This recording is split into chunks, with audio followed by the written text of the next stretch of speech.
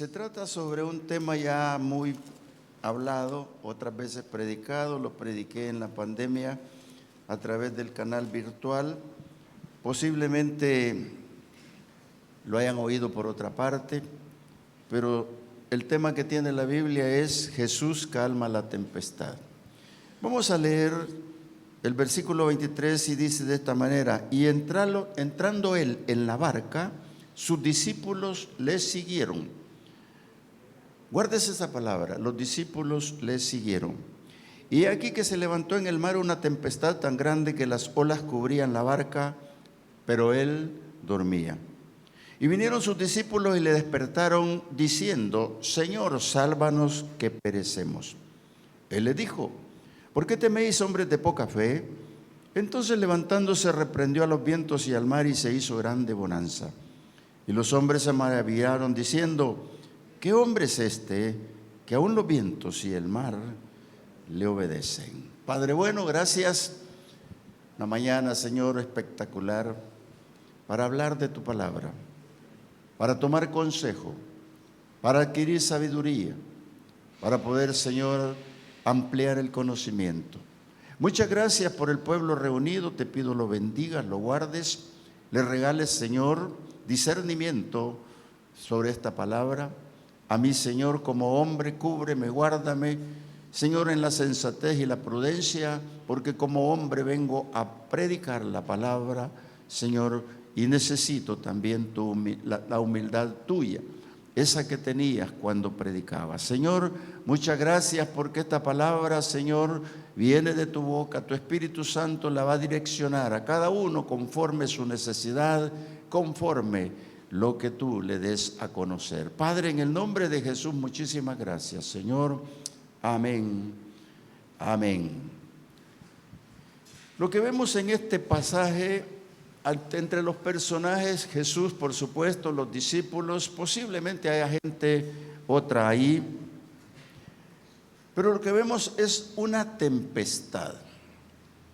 Pero para poder hablar de una tempestad tengo que remitirme a un diccionario, no bíblico, sino un diccionario común, que es conocido por todos, en donde dice que una tempestad es una perturbación en los vientos, perturbación en la atmósfera, una perturbación en los mares, perturbación, todo tiene relación con tormentas, lluvias. Pero una tempestad es una tempestad y pasa a ser tempestad cuando sobrepasa los límites de lo normal y causa daño.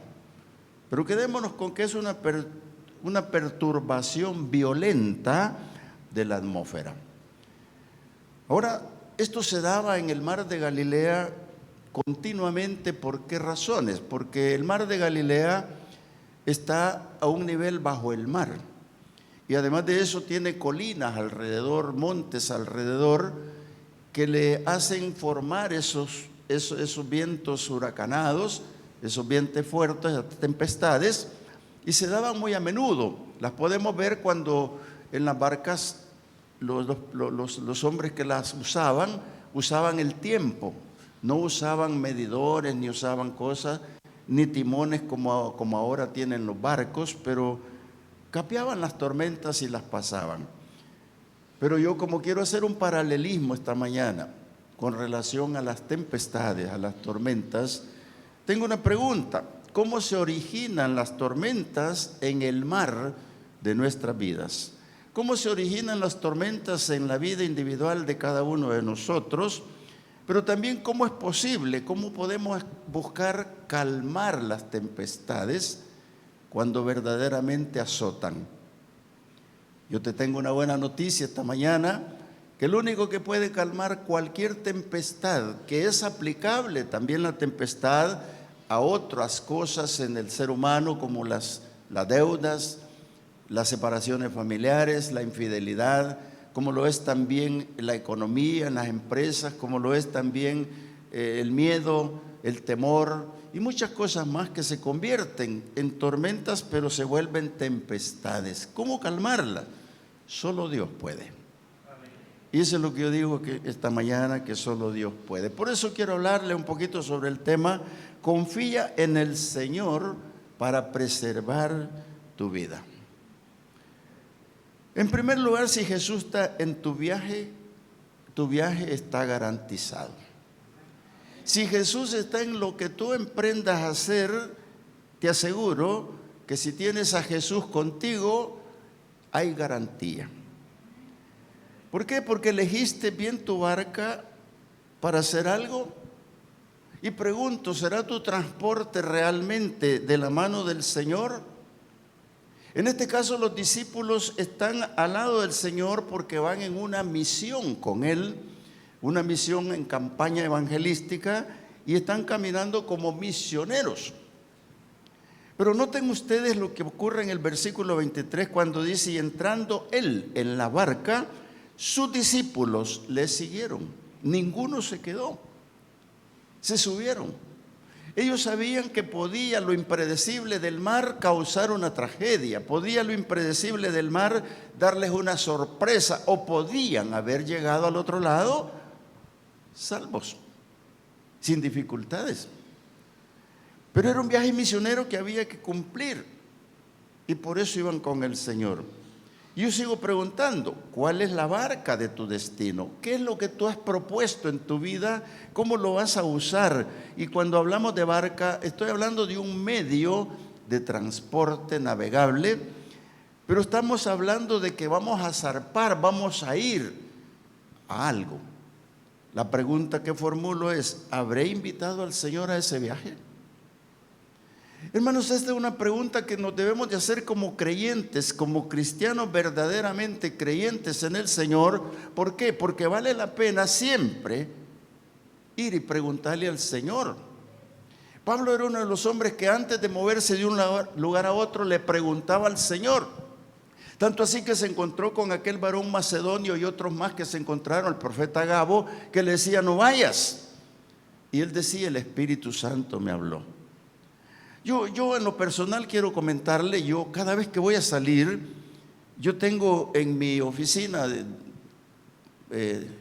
donde estudio, tengo un sillón donde descanso leyendo, descanso escribiendo, descanso predicándome a mí mismo, descanso verdaderamente cuando estoy cansado, pero también doblo rodillas para cuando voy a salir y le digo: Señor, necesito tu presencia, necesito que vayas conmigo, yo no quiero ir solo. Y a veces uno cree que se puede ir porque está cerca. No, fíjate que no, es bien importante que invitar al Señor.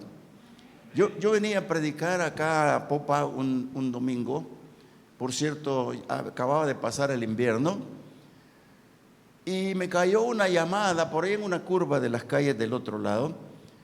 Y esa llamada yo me enojé y dije: bueno, ¿qué voy a hacer con esto si voy atrasado? Pero no puedo contestarle, hablar y manejar. Entonces me detuve y hablé, creo que 2 minutos. Cuando terminé de hablar, emprendí la marcha y enderecé la curva con mi vista. No sé si me explico, enderecé la curva, ¿verdad? No podía ver a la vuelta, pero cuando la enderecé, un paredón se vino y cayó en la pista del lado mío. Todavía me llegó el polvo, semipolvo, porque estaba saliendo el invierno. Y a la par de eso pasó un vehículo que logró que la pista quedó libre. Entonces la pregunta que yo me hago: Señor, ¿me libraste de esa, por esa llamada, o fue casualidad?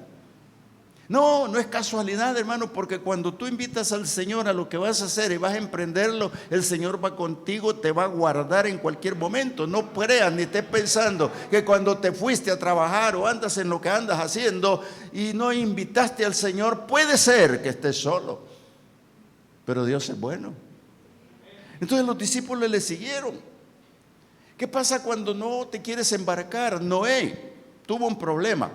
Dios le dijo que hiciera un arca grande y el arca era tremenda y estaba para albergar personas, animales y la familia de Noé. Pero la gente no quiso nada con el arca. La gente no quiso nada allí, no se subieron porque no creyeron. Y como no creyeron, hermanos, a la invitación de Noé, se quedaron. Ahí lo que hubo fue pérdida humana y pérdida espiritual. Cuando estudiamos los antediluvianos, muchos dicen esos quedaron en el olvido, no existen, pero como no, yo creo que en la resurrección de Cristo los vamos a ver a los ahogados antediluvianos. Cuando la resurrección del Padre, cuando resucitan para condenación. Casi estoy seguro que los voy a ver. ¿Por qué? Porque no quisieron, hermanos, pero se les predicó el mensaje a través de Noé con la barca. Pero ahora Jesús vino a predicar el evangelio de salvación. Y cuando Jesús viene a predicar el evangelio de salvación, hermano, trae la palabra clara y precisa para entender que nosotros somos personas que necesitamos ser salvas. Y salvas de una tragedia, salvas de esto y de lo otro, pero salvas para vida eterna. Por eso es que el problema, cuando yo me encuentro con aquella parábola donde el Señor habla de la fiesta, de las bodas, en las cuales mandó a invitar a gente que después rechazó la invitación y no vinieron, entonces después los manda a traer cojos, paralíticos, ciegos y todos los que no querían, y los trajo y les dijeron fuérzalos a entrar. Pero hay un versículo muy lindo que lo guardo en mi memoria cuando esto le dijeron: ya los trajimos a todos, pero aún hay espacio. Entonces cabe decir lo que dice Lucas: ¿de qué teméis, pequeña manada, si a mi Padre le ha placido darles el reino? A ustedes, a nosotros y a todos los que no tienen a Cristo, incluso, hermanos, hay espacio para ustedes, hay espacio para ellos. No te andes queriendo embarcar en otro lado. Los de Noé no sabían de la tragedia, no sabían que iba a llover copiosamente, que se iban a abrir los cielos en agua y las tierras en agua, brotando agua del suelo y del cielo, hermanos. 40 días fueron suficientes para inundar la tierra y acabarse el género humano prácticamente. Pero no conocían la tragedia que venía. Sin embargo, nosotros estamos avisados por la palabra. Nosotros conocemos la revelación de la palabra a través de este lindo, tan hermoso libro hermoso que tiene toda la revelación, si usted quiere, para usted. Por supuesto, dice Deuteronomio que lo revelado es para los hombres y lo secreto le corresponde a Dios. No queremos buscar el secreto de Dios en este aspecto, pero queremos encontrarnos con la revelación de Dios, donde me está diciendo que no hay excusa. Y tú que estás en la televisión, tú que estás en esas redes, tú que estás viéndolo en otra parte del mundo, lo verás en un día más. Yo te digo, para ti hay espacio también. El arca del Señor está libre para eso. Nosotros tenemos que entender que el único medio de salvación se llama Jesucristo, y la palabra y la fe hacen el arca en la cual tú te vas a embarcar. Por eso los discípulos les siguieron. Y es muy importante la garantía. La garantía, hermanos, a veces uno dice: no, esa iglesia no me gusta, no, aunque hablen que es el arca, aunque le pongan adoquines, aunque le pongan el cerámico, no me gusta, punto. ¿Y qué vamos a hacer, pues? Pero yo te digo que es la única garantía, subirte al arca y seguir al Señor. ¿Y qué es lo que pasó aquí? Cuando tú no entiendes la garantía.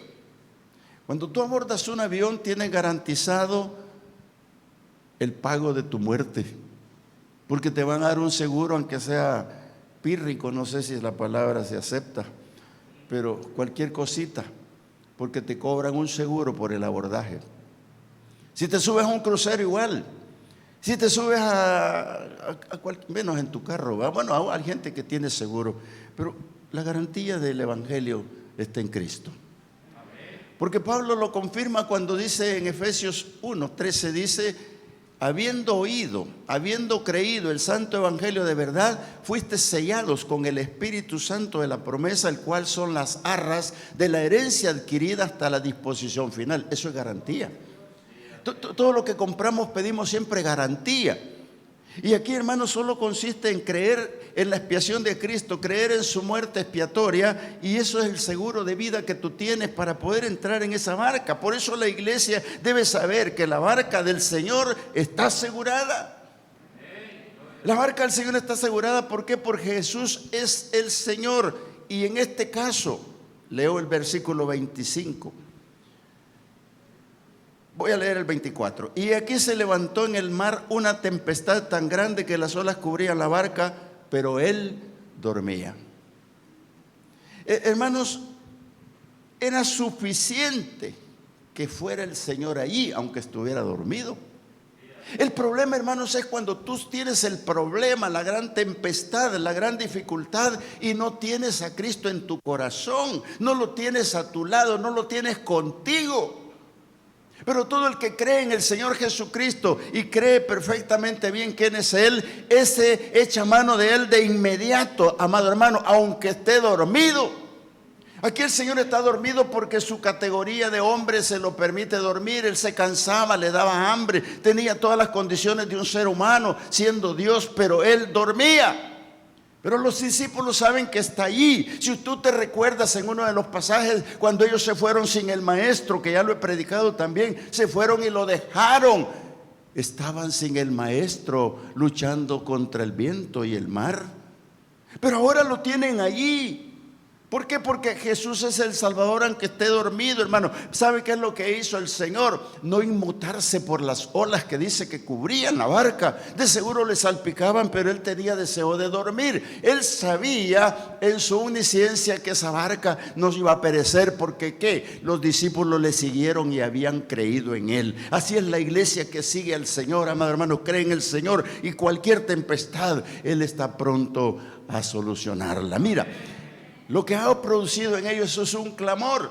Y ese clamor lo puedo leer aquí cuando le despertaron y le dijeron: Señor, sálvanos que perecemos. ¿Por qué no le dijeron a Pedro? ¿Por qué no le dijeron a Juan? ¿Por qué no le dijeron a otros de los discípulos? Le dijeron al Señor, porque ellos sabían quién iba con ellos. Y iglesia, tú tienes que saber quién va contigo cuando lo invitas, cuando quieres estar con Él.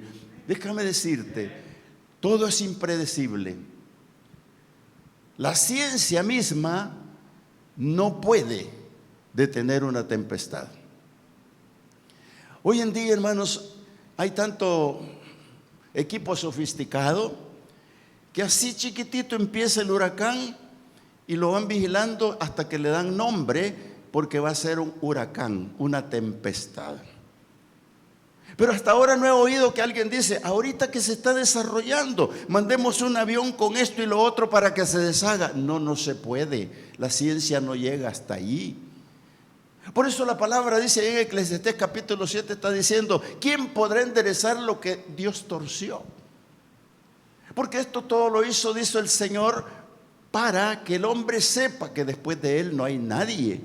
Y aquí no hay nadie, solo Jesús en la barca. ¿Y por qué lo están despertando, hermanos? Porque han creído. La iglesia tiene que hacer lo mismo. Si ha creído en el Señor Jesús, tiene que doblar rodillas, hablar con Él en tu problema, en tu dificultad. El Señor Jesús es la solución. La ciencia no lo es. Lo impredecible del camino, las embarcaciones antiguas no tenían con qué diagnosticar que había un temporal o que venía algo, no sabían.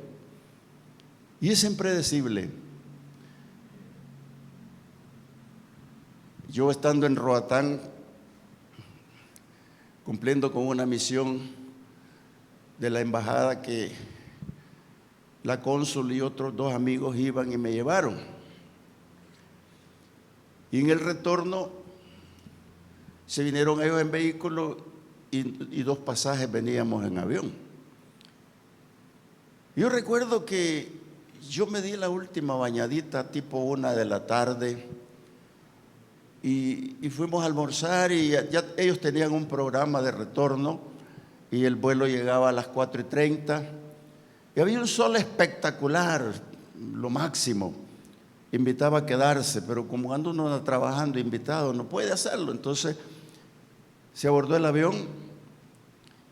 Como a los 5 o 10 minutos de vuelo, el piloto anuncia y dice: nos vamos a desviar. No me recuerdo si dijo Ceiba o Tegucigalpa, porque hay una tempestad.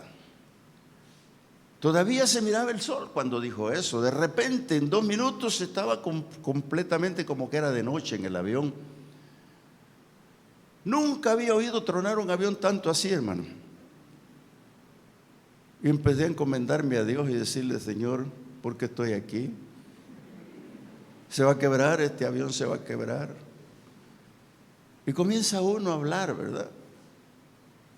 Aterrizamos en el aeropuerto alterno y ese vuelo estaba programado para llegar a San Salvador a las 5:10 de la tarde.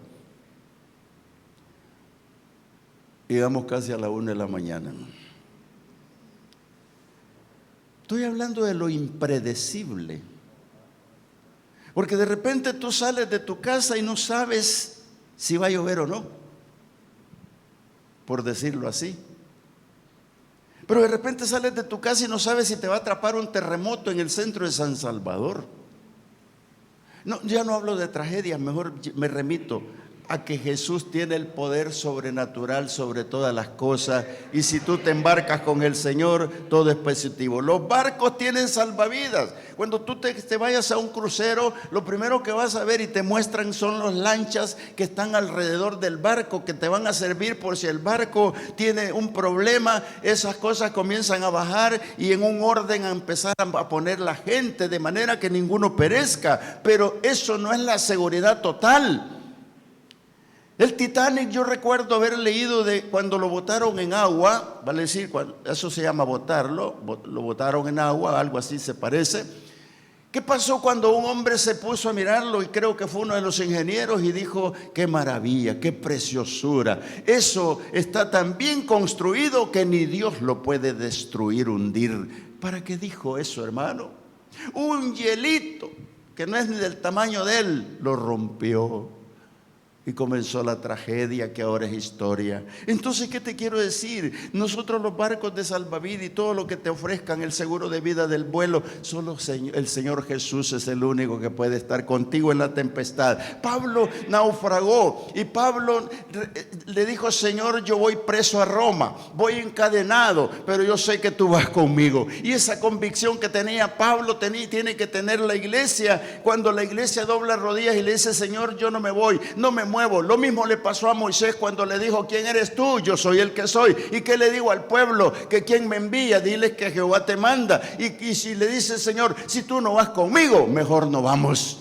Mira ese Moisés, qué inteligente. Pablo también en el barco le dijo: Señor, yo voy preso a Roma, pero necesito tu presencia, quiero que vayas conmigo. Y cuando tú invocas el nombre del Señor, te va a comenzar a hablar. De alguna manera te va a decir algo el Señor. Y aquí a Pablo le dijo de esta manera, le dijo: oye, dile a esta tripulación que ni un pelo de ellos se va a perder, que ninguna vida humana se va a perder. Amado hermano, ese barco de Pablo no tenía salvavidas, no tenía nada, pero tenía el timonel, que es el Señor Jesucristo. El capitán estaba ahí y por eso salieron en una tablita y otros nadando, porque los dejó cerca de la playa. Ese es tu Dios.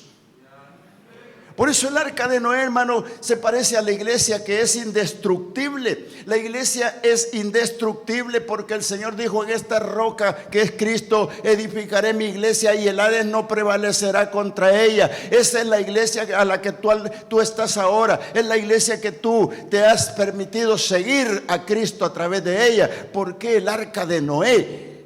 El arca de Noé, hermanos, cuando yo me pongo a pensar esto, ¿cómo era esa arca? Tremendamente grande, calafateada, pura madera. ¿Qué metales podía haber tenido Noé? No lo sé. Una hélice de hierro, no creo. Era una arca construida para que la condujera el Señor. Y ojo, porque el Señor le dijo a Noé: oye, Noé, hazte el arca como te la he pedido y hazme una puerta en el segundo piso. Y esa puerta la voy a cerrar yo. Oiga, cuando me detengo en ese momento, digo: Señor, ¿la cerraste y te quedaste afuera o la cerraste y te quedaste adentro? Y la respuesta es bien clara: la cerró pero se quedó adentro, porque él iba a ser el capitán del arca de Noé. El arca de Noé podía topar en un árbol y quebrarse, podía topar en una montaña cuando iba subiendo el agua y quebrarse, pero nada se va a quebrar y nada se va a destruir cuando tiene por capitán a Dios, cuando tiene por capitán al Señor. Por eso el arca del Señor es la iglesia y es indestructible. Amado hermano, ahí tienes tú que congregarte para la salvación eterna. No te estés creyendo que en la casa te vas a salvar. Es posible que sí, pero es posible que no. Jesús va a salvar tu vida en cualquier tempestad. La pregunta es: ¿qué tempestad nos está afligiendo ahora? Porque para llegar a hablar de tempestad tengo que creer de que realmente no me estoy yendo bien. Hay lugares donde no se usa la sombrilla ni el paraguas. Me lo contaron en Chile, yo estuve en Chile y quería ir hasta el sur, pero no me fue permitido llegar hasta allá, donde me dicen que usar una sombrilla es tenerla al revés. Usar un paraguas es tenerlo al revés, porque los vientos son tan fuertes que la gente camina así, para que no la bote el viento. Entonces, ¿qué tipo de tempestad nos está llegando? ¿Cómo nos está soplando el viento? ¿Qué nos está haciendo? Por eso yo me pregunto que debemos de revisar cuál es mi tormenta, en qué barca estoy. Porque cuando empezó la pandemia, la gente no se interesó mucho. Cuando empezó a aparecer la cifra de muertos, comenzaron a darse cuenta que no era fácil. Cuando lo vimos más de cerca, nos empezamos a fijar que estábamos en un problema. Pero no se empezó la gente a dar cuenta en qué barca estaba su vida. Y su servidor comenzó a escribir sermones y a enviarlos por WhatsApp, a enviarlos por Facebook. Por cierto, debe haber llegado a alguien, porque yo lo escribí allá por marzo, abril, mayo. Pero la gente no se interesó. Y siguen sin interesarte, porque yo sigo preguntando, en la barca que te has subido, ¿habrá algo que te sostenga, como la seguridad espiritual? ¿O será que hay vientos contrarios en tu vida? Y hablando de los vientos contrarios en la vida de la iglesia, hermanos, hemos podido comprobar cantidad de anomalías que se han dado en los creyentes un poco inmaduros, o mejor no voy a decir qué categoría tienen, pero que no se han congregado en la iglesia. Y digo esto ¿por qué? Porque los vientos contrarios en la vida del creyente le aparecen las ofertas de las iglesias. Y hemos estado estudiando a dónde están. Los evangelistas les pedí que primero comenzaran el evangelismo rescatando a nosotros mismos, que consistía en rescatar los evangelistas que no aparecían. Visiten a fulano, visiten a sutano, un montón. Y cuando hayan visitado a ellos, vamos a rescatar la iglesia. Y hemos andado por muchos lugares, William es testigo, los reportes lo dicen, visitando a los hermanos y hermanas. Y ha habido quienes de ellos dicen, no, hermano, ya no me visite, yo me congrego allí en aquella iglesia. Hermano, ya no necesito de eso porque allá tengo mi iglesia. Si están en una iglesia con una doctrina sana, bendito el Señor, lo ora a ellos. El problema son las corrientes contrarias doctrinales, hermanos, donde te están ofreciendo cosas que no corresponden. Hay gente que está ofreciendo, le dice, salvo, siempre salvo, no te comprometas en nada, salvo, siempre salvo. Entonces le introduce la comodidad de la salvación de una manera tal que pueden hacer cualquier cosa y ya no se pierden porque son salvos. Mentira, hermano, eso no es cierto. El que dice la palabra que el que crea estar firme, mire que no se caiga. Y también dice el Señor, y no borraré tu nombre de la vida, y el que altere esta palabra yo lo voy a borrar del libro de la vida. Hermano, la salvación se pierde. Sin embargo, muchos en doctrinas falsas han cambiado de barca, se han ido a una barca equivocada, donde le están ofreciendo la prosperidad, donde le están ofreciendo cosas vanas. Hermano, Pablo le dijo a Timoteo, cuídate de todas esas cosas y las vanas, las fábulas profanas. Hermano, aquí es donde nosotros tenemos que entender que no te vaya a tomar por sorpresa, perder el ánimo ante la adversidad, ante las tormentas contrarias. Que no vayas a perder el ánimo. ¿Por qué? Porque hay un ejemplo de un líder, Moisés, por ejemplo, cuando el Señor le dijo que tenía que atravesar el desierto para llevar al pueblo a la tierra prometida.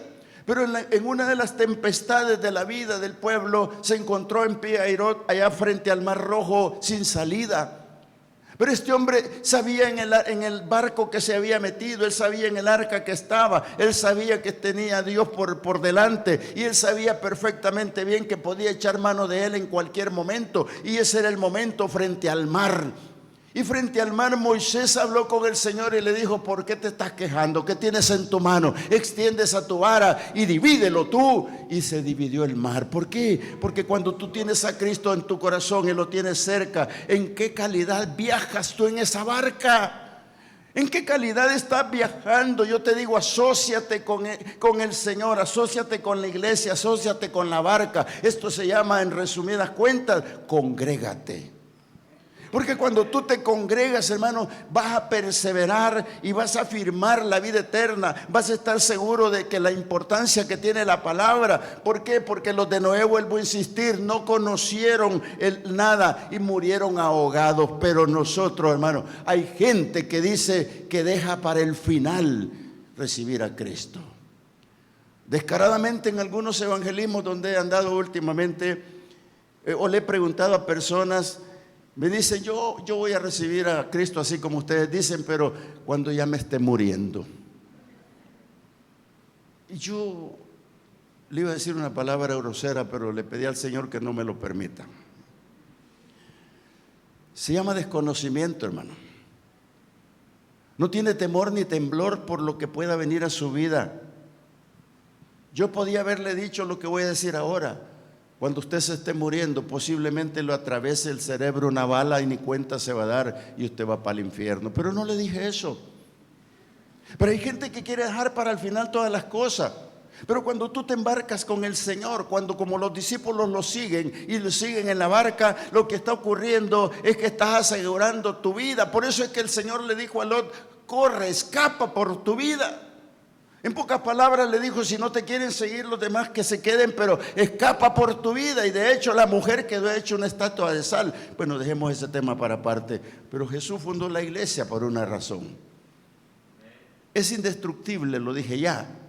Pero cuando Jesús se encuentra con Pedro y le dice: en esta roca que es Cristo edificaré mi iglesia y el Hades no prevalecerá contra ella, eso te está diciendo que esa barca es seguro, que no hay muerte en ella, lo que hay es vida eterna. Por eso, hermanos, deja la tormenta en el poder de Dios.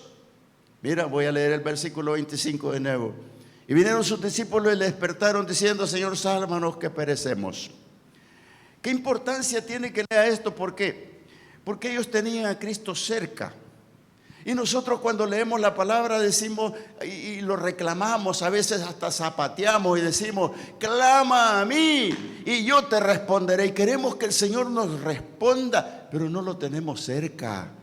No está con nosotros. Por eso el Señor dice: buscadme mientras puedo ser hallado. Hermano, cuando lo vamos a querer buscar después, no se puede. Nosotros tenemos que estar seguros ante el problema de que tenemos a Cristo en nuestro corazón. Por eso es que cuando va con Jairo, que tú recuerdas perfectamente bien en la tragedia de Jairo, Jairo va a buscarlo. Seguramente le dijo: mira, la medicina no puede, la ciencia no puede, no hay nada que se pueda hacer, mi hija se muere, vamos a mi casa. Y el Señor le dijo: vamos.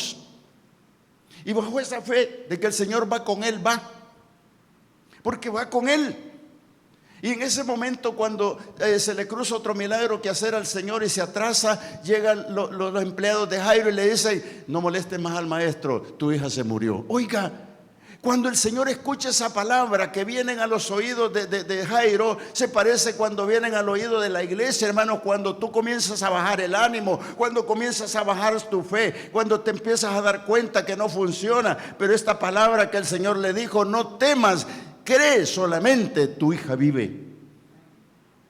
Me la guardo siempre para decirla porque vale la pena. La fe de ese hombre se iba para abajo al suelo, pero el Señor la levanta y así te va a levantar. Por eso es que el Señor está ahí. Él es sobrenatural, hermano. Él es el que calmó los vientos y los mares. Él es el que detuvo esa gran tempestad. Y quiero leértelo para ir terminando, donde dice: y Él les dijo: ¿por qué teméis, hombres de poca fe?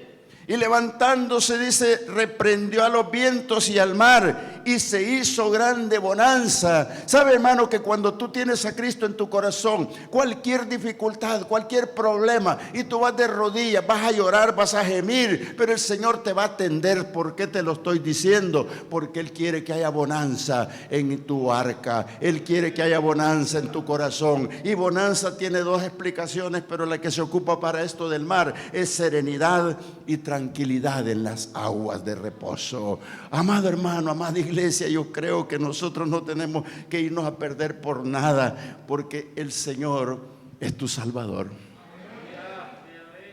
Y me llama la atención lo que dice aquí.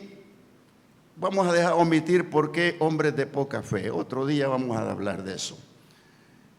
Pero sí me llama la atención a los hombres que se iban en la barca, que se maravillaron. De hecho, los discípulos, y posiblemente iba algún pasajero extra por ahí, y dijeron: ¿qué hombre es este? Es una pregunta para alguien que no sabe, ¿verdad? ¿Qué hombre es este? Y que merece una respuesta de alguien que lo conoce. Que aún los vientos y el mar lo obedecen. Lo que quisieron decir es: ¿quién detiene el mar? ¿Quién va a poder detener el viento? ¿Quién puede detener una tempestad? Esa es la expresión que ellos están lanzando. ¿Y por qué este puede? ¿Y quién es este? Yo te digo esta mañana, se llama Jesús. Y este Jesús, el que yo te estoy hablando, es el que leo de corrido aquí en el 23, cuando dice: entrando él en la barca, sus discípulos le siguieron. ¿Por qué la iglesia no le sigue? ¿Por qué no está allí? Yo quiero decirte algo. Al predicar esto, me compungí de corazón. Creo que lloré. Porque hay muchas personas que ignoran el poder de Dios y creen en sus propias facultades. Hay momentos en que ni el dinero, ni la posición, ni la altura, ni nada van a servir. Pero Jesús está ahí. Él está para ayudarnos en la aflicción, en el miedo, en la enfermedad incluida, en la empresa quebrando, los ingresos no funcionan, en las separaciones familiares y cualquier otra tormenta que se haga tempestad, porque se vuelve tempestad y duele. Mi hermano Francisco Sandoval, pastor en Santiago de María, quedó ciego. Y cada vez que nos hablamos, él me dice: estoy bien. Mi señora lee la palabra y yo la predico, porque no puedo leer. Y uno de los últimos mensajes me dijo: creo que podría llegar a una operación para poder ver por lo menos con un ojo, pero ya topé. Me abandono a lo que tengo y no tengo y me pongo en las manos de Dios, porque topé. Ya no hay nada, no se puede. Económicamente ya topó. Cuando oren por Francisco Sandoval, que el Señor provea un milagro para que él mire. Yo no sé en qué dificultad pueda estar tú, pero yo quiero, antes de irme a orar, y todo aquel que crea y ha comprendido lo que he querido decir y cree que necesita que ore por él, no le voy a pedir que venga acá. Solo crea y póngase en pie.